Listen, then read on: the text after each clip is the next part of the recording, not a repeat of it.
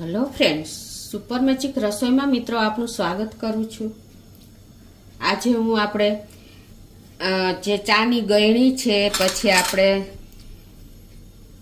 Greater એટલે કે ખમણી છે, પિલર છે, લીંબુ નીચોણિયું છે, એ બધા જ અને વઘાર્યું છે, એ બધા જ જો આવા ખરાબ થઈ જાય છે।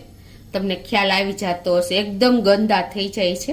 તો આને આપણે એકદમ ડીપ ક્લીન એટલે કે અંદરથી સાફ કરવા હોય તો કઈ રીતે કરવા જુઓ। આ બધા જ વાસણ આપણે લાંબા ટાઈમે એકદમ રફ ટફ થઈ જાય છે। તો આજે એને ડીપ ક્લીનિંગ હું તમારી સાથે શેર કરું છું। તો તમને ચોક્કસ આ વિડીયો ઉપયોગી થશે। ગમે તો લાઈક કરજો, શેર કરજો અને સબસ્ક્રાઈબ કરવાનું તો ભૂલતા જ નહીં। અને મિત્રો બાજુમાં રહેલું બેલ આઇકનને પણ પ્રેસ કરજો, જેથી કરીને લેટેસ્ટ વિડીયોની માહિતી તમને મળતી રહે। કે તમે મહિને દી એક વખત આ રીતે જો આ બધું પાવભાજી મેસર છે, આ બધું પોટેટો મેસર, આ બધું તમે ડીપ ક્લીન કરશો ને તો એકદમ ચકચકાટ થઈ જશે। એના માટે તમારે શું કરવાનું, તો હવે એના માટે જો આપણે પાણી ગરમ કરવા મૂકી દેવાનું છે। અત્યારે મેં મૂકી દીધું છે અને એમાં આપણે ડિશવોશ એટલે કે વાસણનું લિક્વિડ હોય ને એ નાખી દેવાનું છે, તમારા જેટલા વાસણ હોય એ પ્રમાણે। અને એક આપણે ઈનોનું પેકેટ નાખી દેવાનું છે। અને પછી હવે તમારે આ બધી જો આ ગળણી કેટલી ગંદી છે ને એ બધા જ વાસણ તમારે આમાં મૂકી દેવાના છે આ રીતે જ। અને 2 થી 4 મિનિટ તમારે એને બોઇલ કરી લેવાના છે, ફૂલ ફ્લેમ ઉપર જ આ રીતે તમારે એને ઉકાળી લેવાના છે। જે આપણું વઘારી હોય છે, ચાની ગળણી હોય છે, પોટેટો મેસર હોય છે, અને આપણે જે લીંબુ નીચોણિયું હોય છે એ પણ આપણે ઘણી વખત આપણે કામવાળા હોય છે તો એકદમ ક્લીન થતા નથી હોતા। તો આ બધાને આ બધી વસ્તુ રોજબરોજ આપણે ઉપયોગ થતી હોય છે, તો એને ડીપ ક્લીન કરવાની આજે હું આ મેથડ તમારી સાથે શેર કરું છું। તો આને આપણે 4 મિનિટ ઉકાળી લેશું। આ રીતે જો 3 થી 4 મિનિટ આપણે ઉકળું છે બધું। અને જો એકદમ આપણા બધા જ તમને બતાવી દઉં, જો આ ગ્રેટર કેવું હતું મિત્રો, છે ને એકદમ ચકચકાટ થઈ ગયા, જોયા તમે।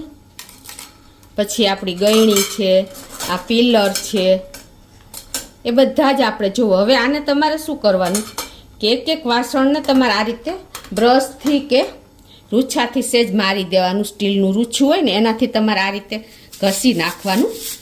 ટાઈમ નહીં લાગે, કોઈ ટાઈમ નહીં લાગે, એકદમ ક્લીન થઈ જશે। આ રીતે તમે સેજ સેજ કડ હોય ને એમાં બ્રશ મારી દેવાનું, જારીમાં છે આ રીતે।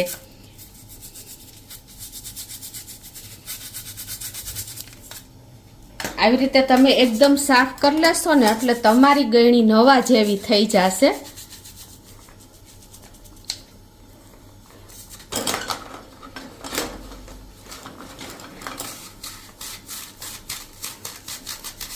પછી એ જ રીતે આપણે આ ખમણી છે એને પણ આપણે આ જ રીતે ક્લીન કરી લેવાની। જે આપણે લાંબો ટાઈમ સુધી વાપરી હોય છે ને એટલે કાળી થઈ ગઈ હોય છે એનું સ્ટીલ આખું, એ તમને બતાવું હમણાં કેવું આપણે લીધું હતું અને કેવું અત્યારે એની પોઝિશન છે।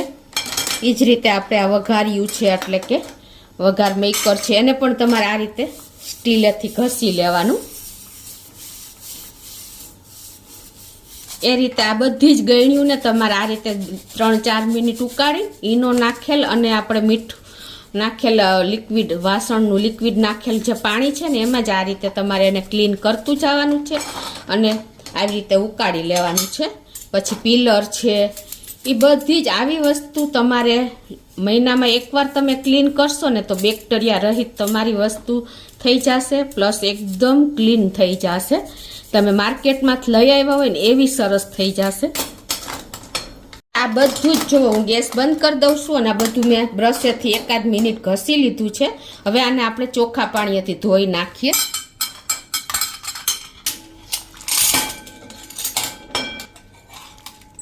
જો મિત્રો, અને આ પાણી જો એનો કલર તમને બતાવી દઉં, જો કેટલું ગંદુ નીકળ્યું છે બધું।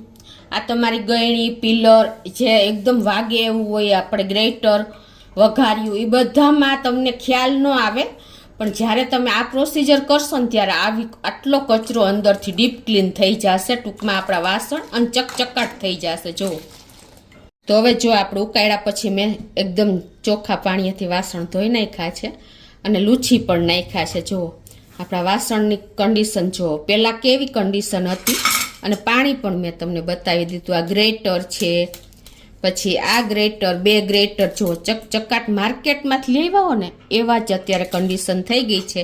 પોટેટો મેસર છે, એકદમ અંદરથી ડીપ ક્લીન થઈ ગયું છે મિત્રો. બધા જ આપણા આ ચાની ગયણી છે, લીંબુ નીચોણિયું છે. જો આપણે આટલું ડીપ ક્લીન કરશું ને તો આપણા વાસણ એકદમ જમ્સ રહિત. પિલર છે, પિલરને પણ આપણને ડર લાગે છે રૂટીન સાફ કરતા.